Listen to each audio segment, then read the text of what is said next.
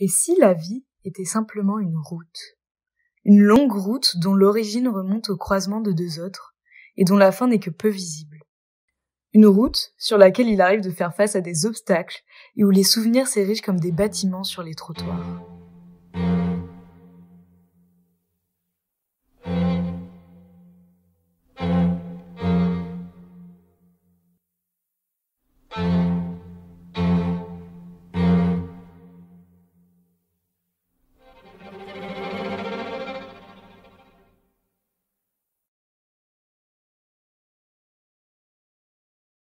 Alors moi c'est Clémence, mais personne m'appelle Clémence, tout le monde m'appelle Clem. Et je pense que ça me va bien, parce que c'est court, c'est rapide, un peu comme moi finalement, vu que je suis courte sur pattes, 1m53. Moi, c'est Léni, j'ai 22 ans, je suis en école de commerce à Grenoble.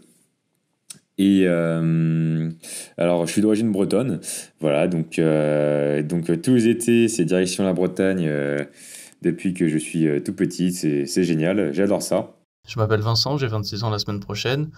Je suis franco-portugais, mes grands-parents du côté de ma mère sont des immigrés, ils ont connu la galère, notamment financièrement, et aujourd'hui, grâce à Dieu, ils sont en plutôt bonne santé, et ils habitent dans une petite maison à Aubervilliers. Alors je m'appelle Marie Milojevic, j'ai 21 ans, je suis étudiante en 4e année d'école d'ingénieur en géologie. J'ai des origines serbes du côté de mon père, j'ai toujours eu une grande partie de ma famille qui vit là-bas, et j'ai déjà eu quelques occasions de les voir, mais c'est vrai que la barrière de la langue est assez compliquée à franchir. Alors je suis Louis, j'ai 23 ans, je suis originaire de la Somme, où je suis né à Amiens le 1er février 1998. Mes origines sont d'abord françaises, ensuite belges côté flamand, et puis italiennes. Je suis parisienne, donc j'ai vécu dans le 17e, puis dans le 15e. Mais je suis pas seulement que parisienne, je viens aussi du sud-ouest. C'est là d'où est originaire mon grand-père paternel.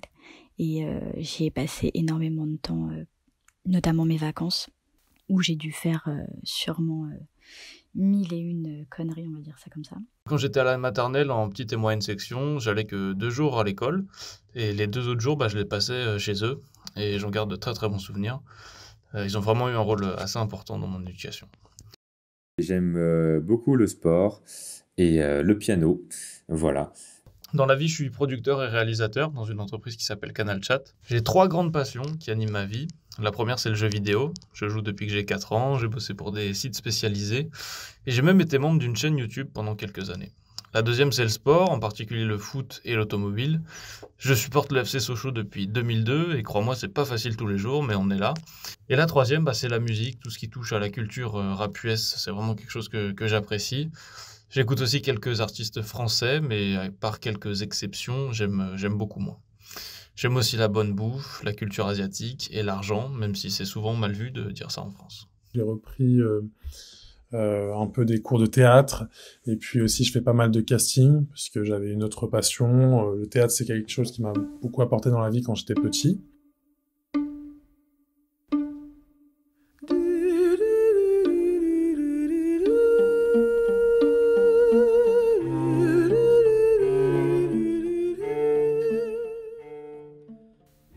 Si je devais raconter un moment qui a été dur, je crois que je pense immédiatement à ce qui s'est passé il y a 2 ans, au moment du Covid.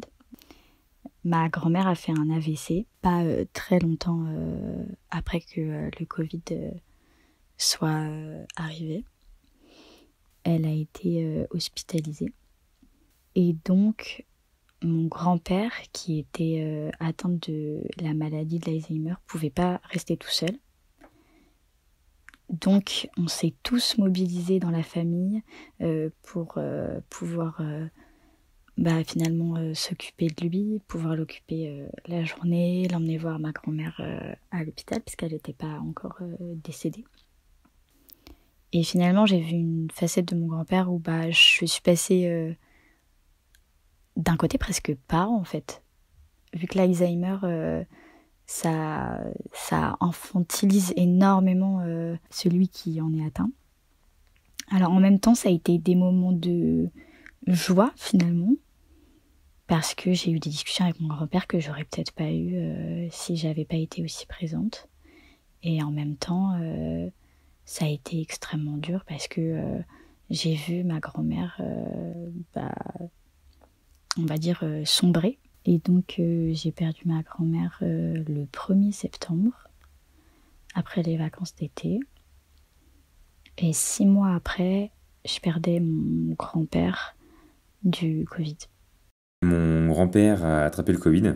C'était le bazar, les hôpitaux étaient surchargés. Donc, comme mon grand-père était assez âgé, il ne pouvait pas rester à l'hôpital. Donc il est retourné, il est retourné chez lui. Ce qui était dur, c'est de savoir que mon grand-père allait partir dans les jours ou semaines à venir, que nous, on était à une demi-heure en voiture de chez lui, hein, on n'habite pas très loin, et qu'on ne pouvait pas aller le voir. Donc ça, c'était assez dur parce que, en effet, hein, donc mon grand-père est parti dans je sais plus, dans les semaines qui ont suivi. Et donc moi et ma famille, on était chez nous, on savait que ça allait se passer, mais on pouvait pas aller le voir, on pouvait pas aller lui dire au revoir. Donc ça, c'était assez dur. Il y a juste mon père qui est allé donc avec ses sœurs pour s'occuper de lui. Mais moi, avec mes frères et sœurs et ma mère, on est donc resté chez moi parce qu'on pouvait pas y aller. En plus, voilà, comme ma mère est une personne vulnérable, on ne pouvait pas prendre le risque de tous y aller. Enfin bref, c'était compliqué. Dans tous les cas, on n'avait pas le droit, hein. C'était le premier confinement. Donc voilà, ça c'était vraiment... c'était dur de savoir que mon grand-père allait partir et qu'on ne pouvait pas aller lui dire au revoir. La première fois où j'ai pris conscience de la mort et de la tristesse de perdre quelqu'un, j'étais encore assez jeune, j'avais 13 ou 14 ans. Lorsque j'étais à la cérémonie, à l'église, en voyant tout le monde prier, pleurer, avoir la tête basse, avoir toutes ces attitudes un peu symboliques, c'est vraiment en voyant tout ça que j'ai réalisé ce que j'étais en train de vivre et que j'ai ressenti ce sentiment nouveau, finalement, de vide. Alors, je pense que je vais plus parler de mes études. À la fin du lycée, je savais pas vraiment dans quoi m'engager. Et j'ai commencé un parcours de 5 ans en école d'ingénieur. Et ça fait déjà 1 an que je suis en alternance. Le seul regret que je pense avoir, c'est de pas avoir pu chercher un domaine qui m'intéressait plus et de pas m'être peut-être assez impliquée pour étudier quelque chose qui me plaît vraiment. Lorsque j'ai fait mon premier stage en hôtellerie, donc je l'ai fait dans un grand restaurant où il y avait beaucoup de couverts. Et c'était une période où j'étais déjà très faible physiquement, donc j'avais perdu beaucoup de poids, j'étais très maigre. Et puis j'avais beaucoup de problèmes de santé, mais il me devait à cœur, et pour la tournure de mes études, de réaliser ce stage. J'avais les compétences mais je me sentais fatigué, épuisé, et je prenais tout mal. C'est vrai que l'hôtellerie, c'est un milieu dur, donc on peut se prendre beaucoup de réflexions à la tête. Et c'est vrai que je rentrais souvent en pleurant. J'ai fait un jour tout simplement un malaise, donc avec la fatigue, le stress. Et je suis tombé dans un escalier, et c'est vrai que c'était un moment douloureux parce que je me sentais très faible, donc j'ai eu quelques jours d'arrêt. Et à ce moment-là, je me disais, mais j'arriverai jamais à remonter la pente. C'est un événement qui m'a pas mal marqué puisqu'il a engendré aussi beaucoup de conséquences par la suite.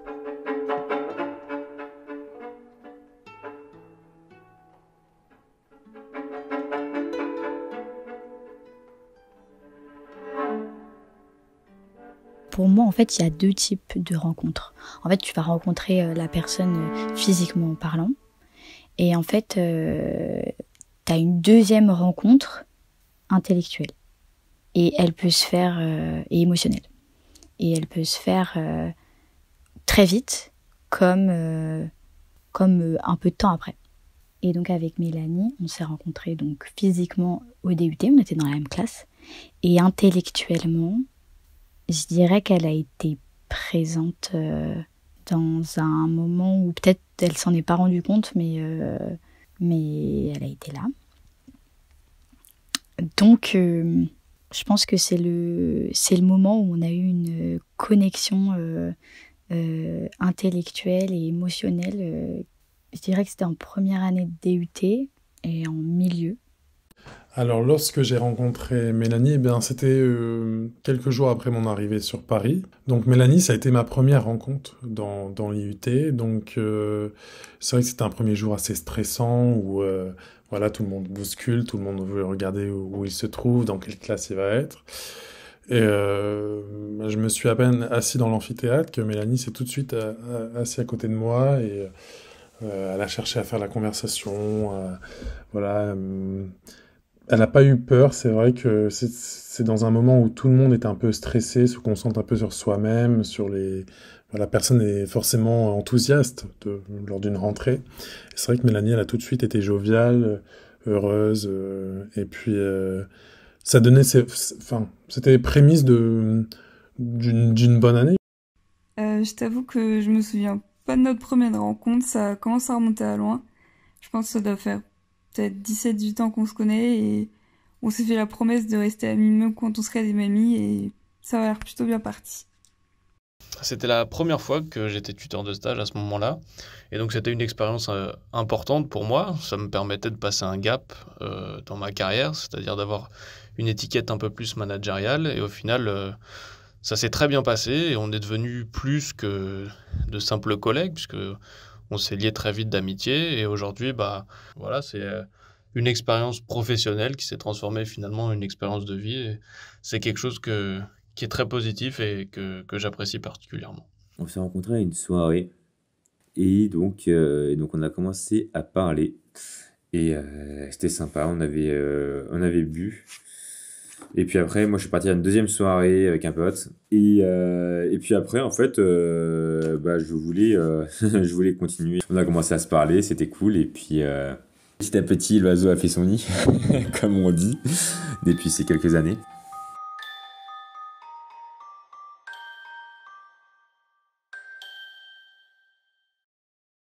J'aimerais juste faire un maximum de choses dans ma vie, ne rien regretter. Connaître un maximum d'expérience, faire tout ce qui me plaît, tout ce que j'ai envie de faire, mener des projets, même si ça rapporte pas forcément d'argent, mais avoir des projets personnels avec des gens que j'apprécie, avec des gens envers lesquels j'ai confiance, et pouvoir raconter tout ça pour que ma descendance se dise ok, il a accompli quelque chose de grand, quelque chose de fort, et c'est quelqu'un dont j'ai envie de m'inspirer. Voilà, l'idée c'est pas forcément d'être connu auprès de tout le monde, mais juste de faire des choses inspirantes vis-à-vis de ma descendance. J'aimerais qu'on dise que ma maison était ouverte à tout le monde, ce que j'aimerais. Le jour où j'aurai mon appartement, ce sera un appartement qui sera ouvert à tous mes amis et plus tard pour mes enfants. Une maison ouverte qui a accueilli tout le monde dans la joie et la bonne humeur. Alors à la fin de ma vie,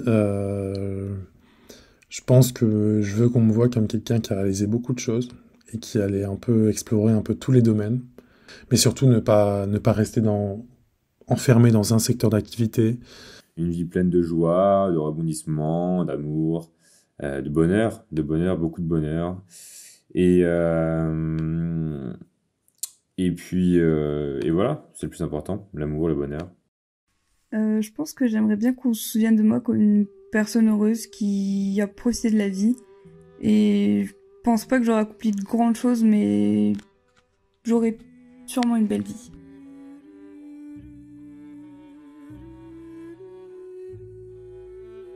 Finalement, nos vies semblent toutes suivre le même tracé. Tous avançons vers une destination que nous ne connaissons, mais que nous aimerions maîtriser. Nous chutons face à certains obstacles et faisons parfois des rencontres qui vont nous faire changer de direction.